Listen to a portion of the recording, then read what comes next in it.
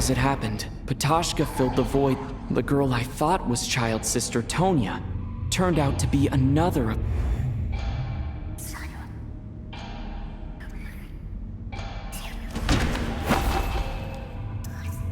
Although Mitya, the void in the ley lines hasn't been filled.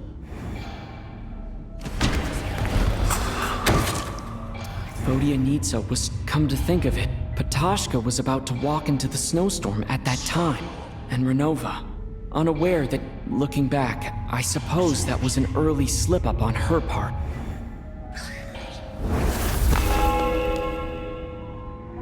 No one could have expected anyone who walked into the snowstorm to return. But just after nightfall, Mitya returned, bringing crucial information with him. Various truths began to surface, including that all of us were already dead, and that the ruler of death was here among us. Then, after revealing her true form, RONOVA callously claimed 2 souls.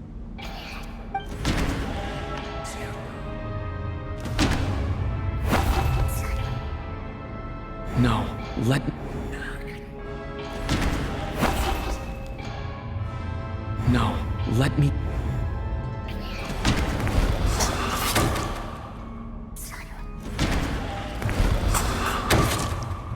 In fact, everyone was already dead by the time we took the photo. And in the days since, now, only Mitya and I remain. And the true culprit...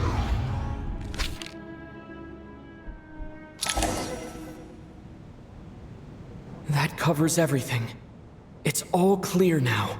Your work isn't finished here yet, is it? The Traveler and I are still standing here, safe and sound. The Water Imp's song threw things off a little, but it is of no consequence. The ley lines have already anchored your soul, and the first ray of light tomorrow morning will take you back. I, meanwhile, need to review my attitude towards the Water Imp race. So the reunion in the night that Vodyanitsa mentioned, I suppose that was never meant to be a permanent reunion. That just leaves you, Traveler.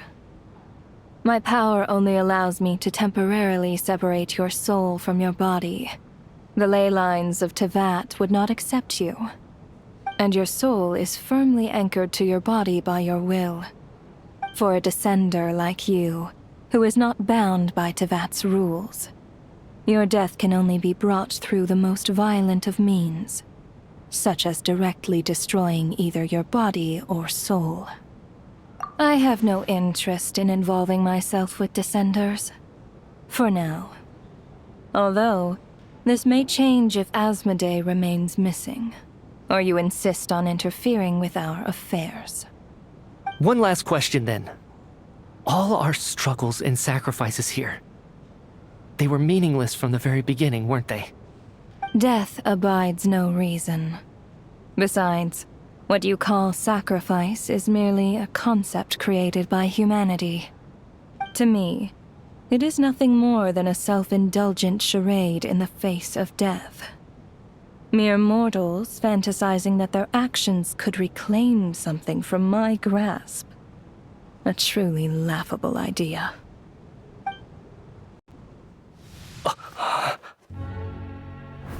Grim Reaper, you really know how to get on my nerves. I'm not here to ingratiate myself with you. I kill merely because your deaths are necessary. Oh, you've made that quite clear. But humans don't take well to being scorned. Not even by the gods.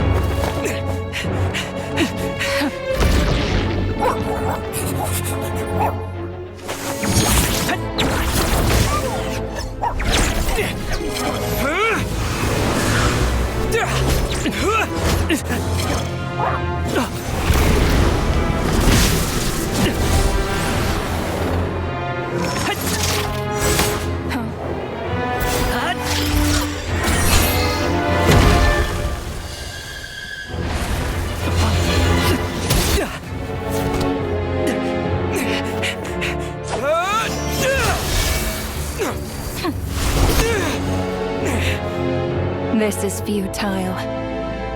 You must know that you are powerless against me in my own domain. I suggest that you save your strength. For what? Maybe we can't change anything.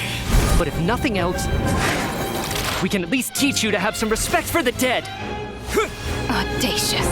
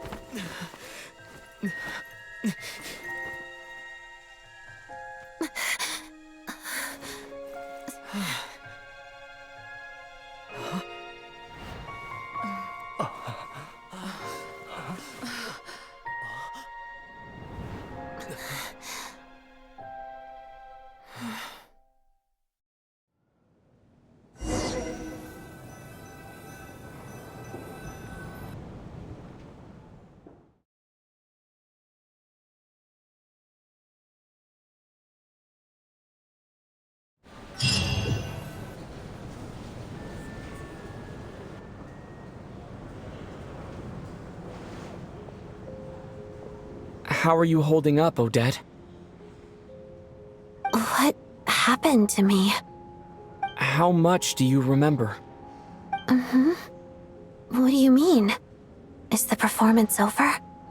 I can't seem to recall what happened. Has Odette already forgotten?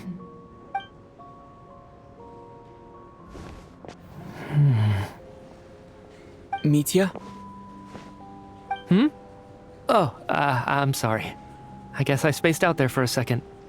Remind me who you are? Don't you remember anything?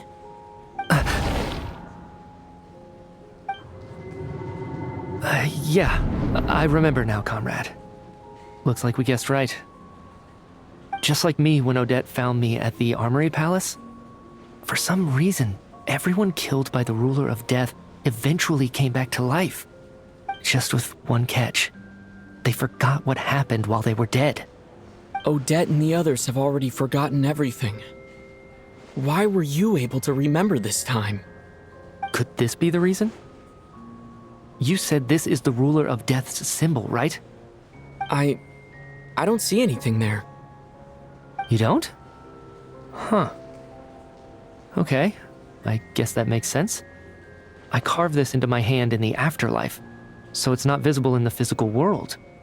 Does that mean I carved this symbol into my soul? What an unsettling thought.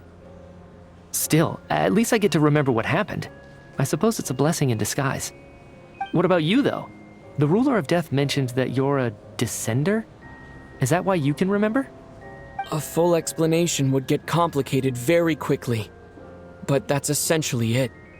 Well then, now that it's all over, let's figure out what we've learned.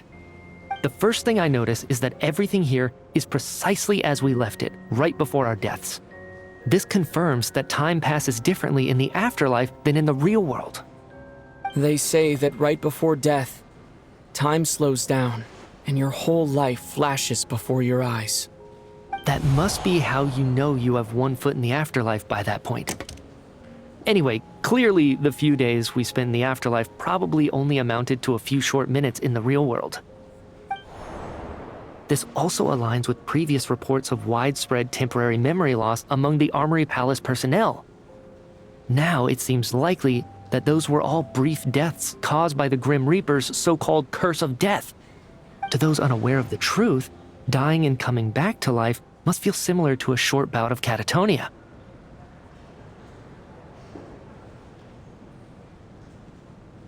This leaves me with a couple big questions.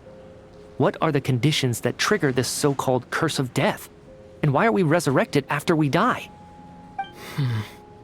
If nothing else, I think it shows that killing us wasn't her ultimate goal. We still don't know her true reasons for subjecting us to death.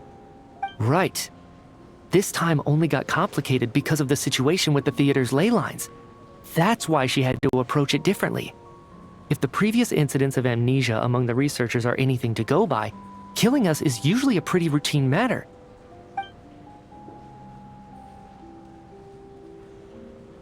Come to think of it, wasn't I about to note something down before I died? I can't remember what it was, but I think it was something related to my research project. Sorry, Traveler. I'll catch up with you again later. Right now, I have to make a trip back to the Armory Palace.